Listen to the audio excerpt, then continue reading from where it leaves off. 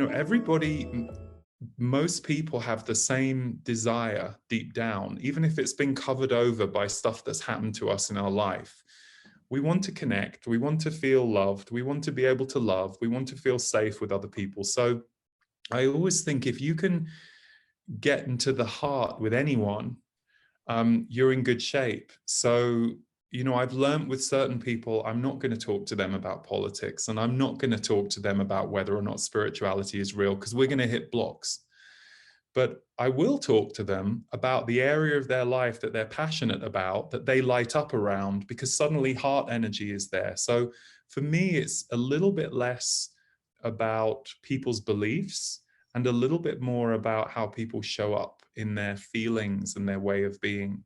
Some of the loveliest people I've been around are super warm and friendly and like looking out for their community. They don't believe in intuition because they don't experience it. So they just don't believe it. But they're very generous in their community. And equally, I've met many people who believe themselves to be very knowledgeable about awakening and behave in appalling ways. You're like, how can you have read all these books and then think it's okay to be really rude to that person for no reason, just because you could? It doesn't. So I think for me, I'm always more interested in how people are showing up from here than from here. Okay, really, that's a good question. Thank you, Laura, for that, and thank you, Lee. Okay, so this is kind of there's two questions here quite similar. Angela is asking, is it possible that this energetic purge and empowerment is coming through the body? She's getting very strong, sharp body discomfort, which comes and goes fairly quickly. And then Gavin has a similar question where he's getting extreme back pain, headaches, and terrible fatigue. And what can be done to kind of alleviate the intensity of these physical experiences? I'm sorry to hear that, and I know a lot of people who somatize in that way. So things will hit the body, and they will. Some people I know the body will be their barometer for telling them that they're trying to process something energetically. And I think you have to be a little careful with the body, because there are times when it's very correct to go and get things checked out, just in case, for peace of mind, or just in case there is a problem with your body that is going to need help or assistance beyond what you can do. But the other thing I wonder about, when you're having unexpected aches and pains like that, and especially if they're newer and you have eliminated diagnosable diseases in the body, then it's always good to look at, well, what in my environment, my outer environment, is causing dis-ease in my inner environment. Sometimes we, get to our 40s and we're a bit more willing to deal with some of the trauma that we had in our childhood. So we'll manifest something physical to help us get to the bottom of it. But other times it can really be environmental pollutants or toxins. I have several friends who have extreme reactions to Wi-Fi and things like that, and touch wood. I know more people who at this point don't, but it might be worth you looking at what in my outer environment has changed recently. Am I more stressed? Have I got more toxic relationships going on in my life? Do I not feel I've got a place where I can, even if it's just for 20 minutes a day, feel a sense of purpose or peace about being alive? So look at that, but then also look at your physical environment and look at your diet too, because the body can be various things. And I think especially in these times, sometimes it can be energetic purges, but it can also be that you might be having a bigger response to some of the pollutants and toxins that we're all dealing with right now.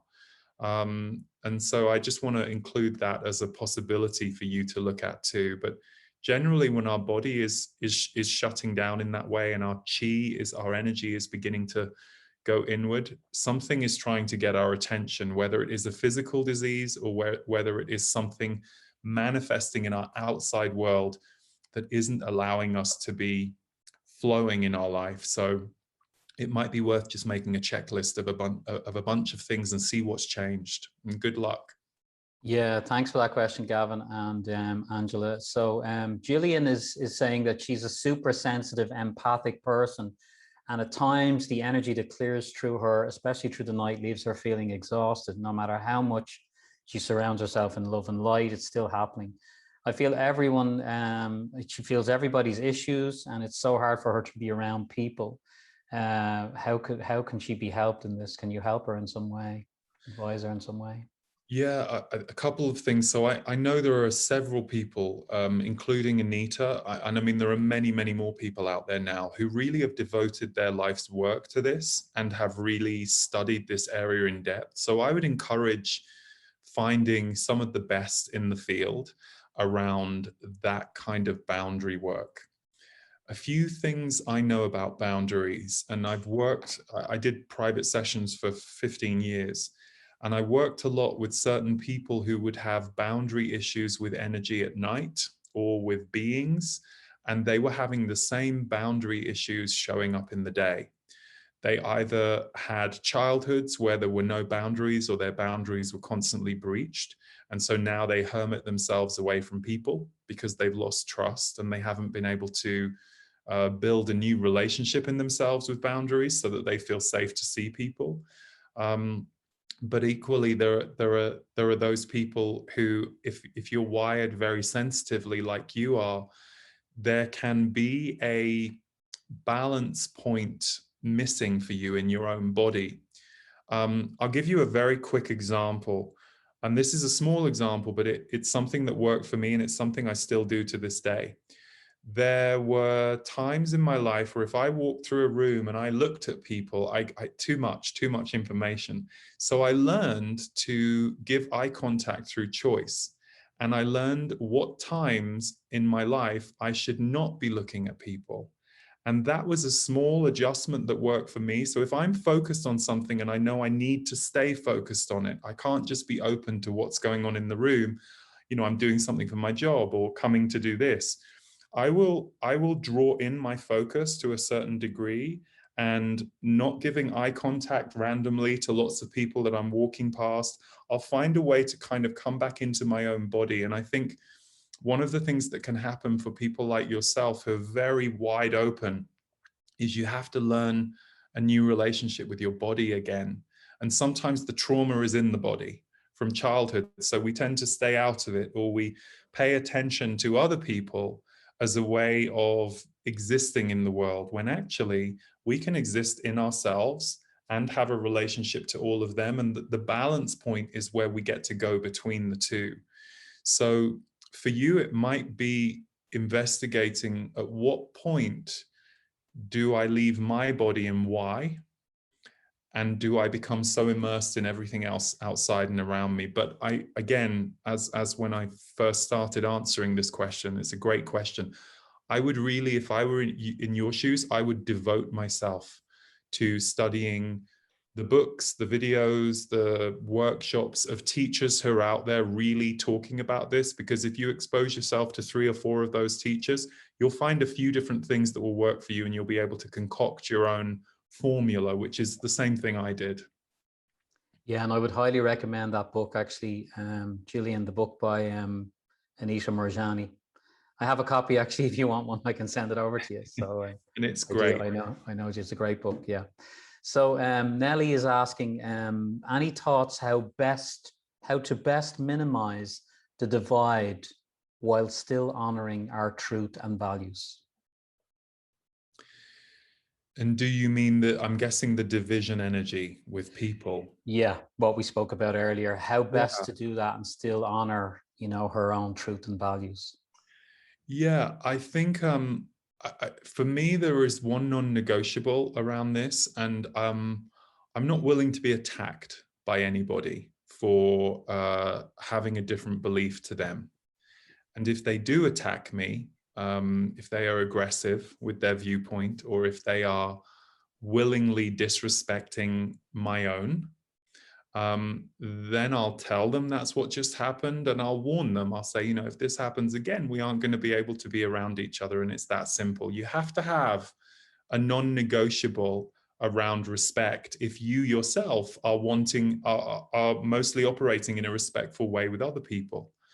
So that would be my first thing. And then the second thing is, just having a few sentences that you feel really good about and very aligned with, such as, for me, it would be, if Paul and I were having a disagreement about something and it was getting heated, I would say, Paul, I respect your point of view is X and my point of view is Y, and it doesn't seem like we're going to meet in the middle, and I don't want to fight with you. So can we just change the subject? So I'm not trying to take him away from his stance, and I'm also not telling him I'm going to change mine, but I'm acknowledging the conflict energy between us, because that's the thing. Most people are unconscious when they're in conflict energy. And even when you're used to being conscious about your stuff, I can find myself, I can hit a few levels in myself, and it takes me maybe a minute or two to go, something's cranked up inside me. And then I step back and I kind of widen and look at it. But a lot of people don't even have that understanding. So acknowledging there is a fight in the room, without blaming the other person for the fight or telling them it's their fault or judging them in any way, just saying, I'm aware we're disagreeing, and it doesn't feel good to me to just disagree with you. So can we change the subject, or can we agree not to talk about this?